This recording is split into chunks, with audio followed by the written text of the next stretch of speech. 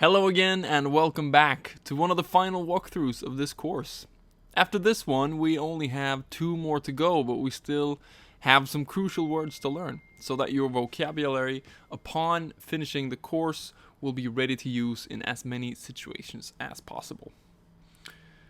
Today's theme is going to be time, and we're going to learn to tell the time on a clock, as well as quite a few other time-related words. And it therefore seems pretty fitting that the first word is 现在, 2 fourth tones, meaning now. And as we know, with all words telling us when something is done, in Chinese they appear in the first part of the sentence. Chinese people like to be prepared and describe everything before actually telling us what's going on. Whereas they often appear in the later or final parts of the sentences in other languages. So if we just want to say that someone is doing something now, you start with 现在 and you don't end with it. 年, 年, second tone, meaning year. And you might already recognize this character from the lesson on numbers, where we learned that when you say a specific year, we put this after the number instead of before, as in English. So 年, year. 今天, 今天, 2 first tones. Another one of those words you'll want to start a sentence with. 今天, starting with 今, meaning this, which can also be used for year. 今年 means this year. And 天 meaning day in this context. Same rules apply to 明天, 明天, second tone, first tone, meaning tomorrow. So 明 then can also be used to say next year, where we would say 明年, and 天 still meaning day. So together they form 明天, the next day, or as we would say, tomorrow. So we've done today and tomorrow. Let's now look behind us instead for 昨天, 昨天, second tone, first tone. And you might think that the same would work here, where we could say 昨年, 昨年.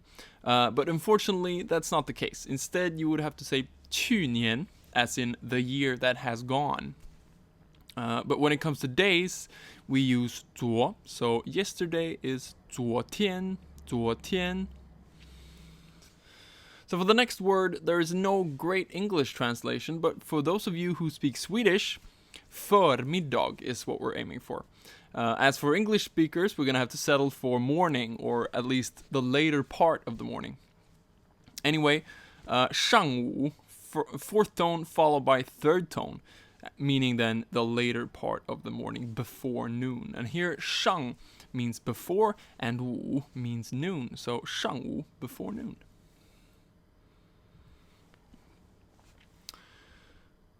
So right after 上午 comes 中午, 中午, first tone, third tone, meaning noon.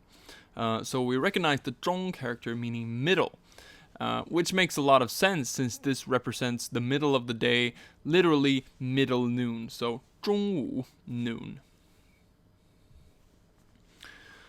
So first we had 上午, then came 中午, and now afternoon we have 下午, 下午, fourth tone followed by third tone. So I'm just going to dwell a moment on these few words.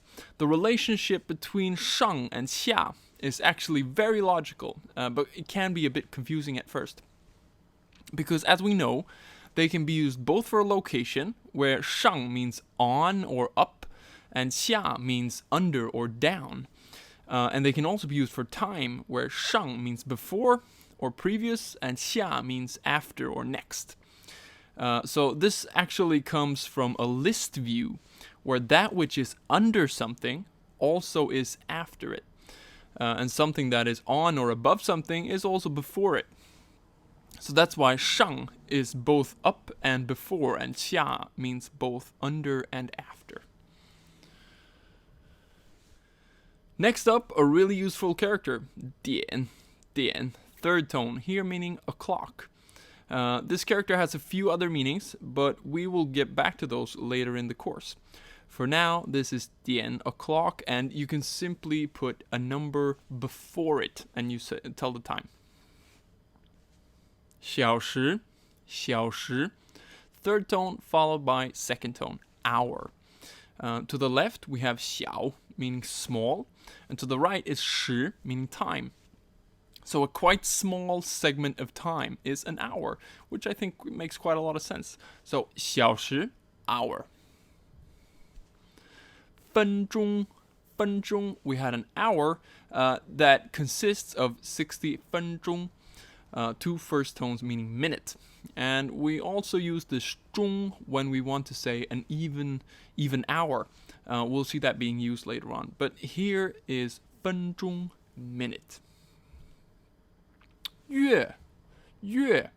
Really easy to remember as it depicts a moon.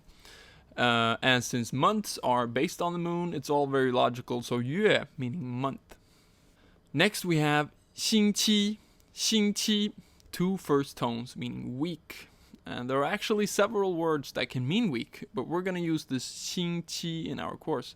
So just by learning this, we've also learned all the weekdays except for Sunday. And all you have to do to create days of the week is say 星期 and then add a number between 1 and 6 to say a day between Monday and Saturday. So 星期, week. 日, 日. Fourth tone is a character that we know as the sun radical, but it can also mean day, as we'll see in a bit. And when you combine it with 星期, it means Sunday. But mainly here it means day, 日. Next up, a really convenient character, 号. 号, fourth tone, an order particle. Okay, so what does that mean? It can be used for dates, which is how we're going to use it mostly. But really, it can be used for any kind of ordered list. You simply put it after the number, and it becomes a point in an ordered list. So as the final two characters for this part, we're going to have a pair that in English is the same word, but in Chinese, you need to be able to tell them apart.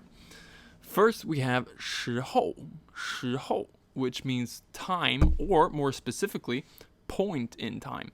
So 时候, a specific point in time.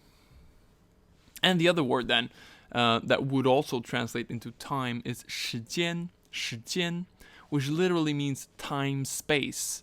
So 时 meaning time and 间 meaning space.